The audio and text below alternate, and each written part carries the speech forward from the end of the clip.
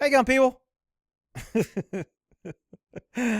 Look, the cops were wrong. It's white cops beating up on a white guy. Color has nothing to do with it. Cops use too much force. They use unjustified force. They used unreasonable force. I find it funny because this guy was yelling and interfering. They were trying to conduct an operation, and he kept coming up behind them yelling, so they couldn't even talk on their radio. So they finally, after several times, tell him to leave, saying, look, dude, you're obstructing our business. You keep yelling. We can't talk on the radio. You're going to go to jail. You're going to be arrested. Of course, he ignored them. And now when he gets arrested, he starts yelling, I'm not resisting, which I guess that's debatable. Let's take a look at it. You're under arrest. Do not do anything. The arrest came during a search for a missing father and son in the Detroit Lake area. Police say a man named Kevin Straw was interfering with the search, making so much noise coordinators at base could not hear radio calls from the field. They asked him to leave, and when he refused, they decided he needed to be arrested. Here's how it went.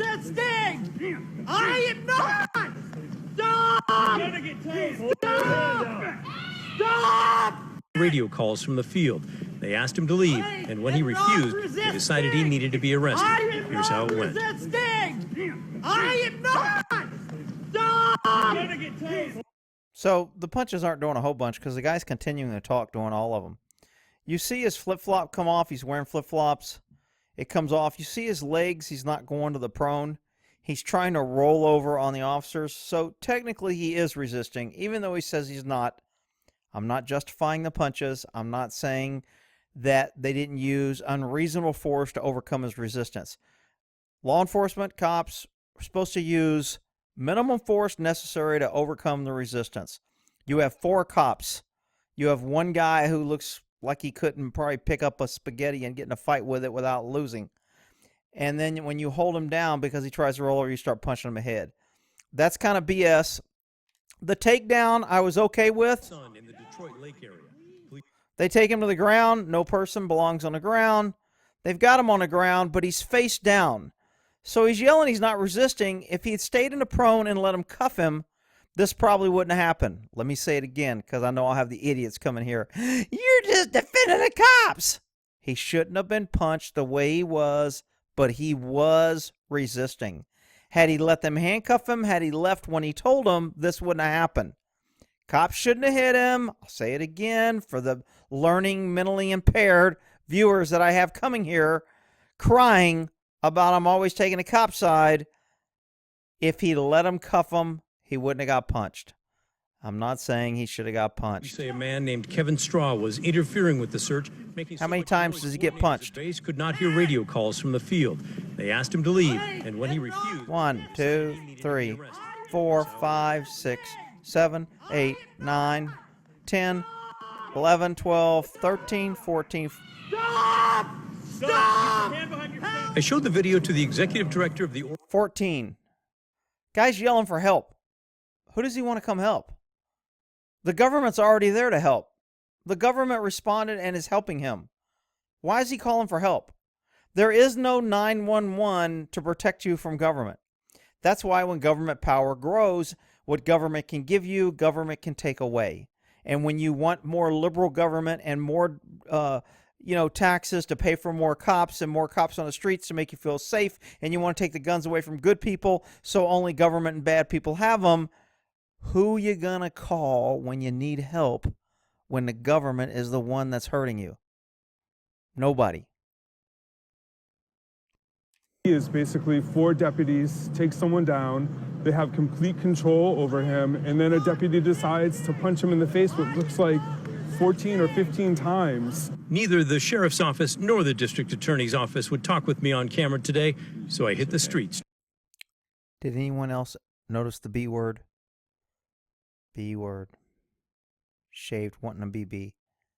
Shaved, almost B. Okay. Just want to make sure you guys are paying attention. Now, here's where the cops put in evidence that he had a knife. He was armed. That makes him an armed guy. Look, just because he has a knife doesn't mean anything. The news reporter said they put it in report. Well, they got to put it in report. But like he said, they didn't say he tried to hurt him with it. So the resistance... Remember, cops can only use force because of what they know when they use the force. So a lot of times what cops will do is they will put things in the report like he's a known gang member, or he was arrested the night before for assault on an officer, or if you didn't know that when you were dealing with him, you can't use that as justification for your actions. I see it happen a lot. Cops know they're not supposed to do it. DA knows they're not supposed to do it. If you can slide it by the media and the people that aren't paying attention, then people do it.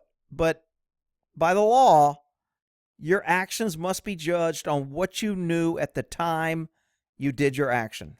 The deputies did take a knife off Mr. Straw, the man that they arrested. They did not say that he had tried to use it, and we certainly didn't see that in our video as well. The sheriff's office also said it had been called to Detroit Lake yesterday because the same man, Mr. Straw, was yelling, and that when he's released from jail today, he will be taken for a mental health evaluation. Okay, so they're saying they're taking for mental health. Obviously, if they thought he had a mental health issue, they should have 5150 in California anyway, is a health and safety code to put somebody in a 3-day cold mental evaluation. They don't go to jail. They go to the little shrink ward, and they ask them questions, and they lock them in a rubber room, and they give them the rubber ducky to play with, and they go, hey, stay in here, and we'll evaluate you. So since they didn't do that to him, they wouldn't say he's crazy. Now, since there's so much force being used, if they can say he's crazy, the DA will say, well, because he wasn't in his faculties, there was other issues, and his strength and his resistance really wasn't resistance because he really didn't know what he was doing, but the officers didn't know that at the time. So look, the cop hit him, and he shouldn't have. The cop was upset. He messed up the operation. He was tired of dealing with him. It was contempt of cop. The cop used too much force. It was unjustified. It was unreasonable. And that's the way it ought to be ruled, without all the hippity-hoppity BS that they're going to be trying to pour on everything. All right, we'll end that there.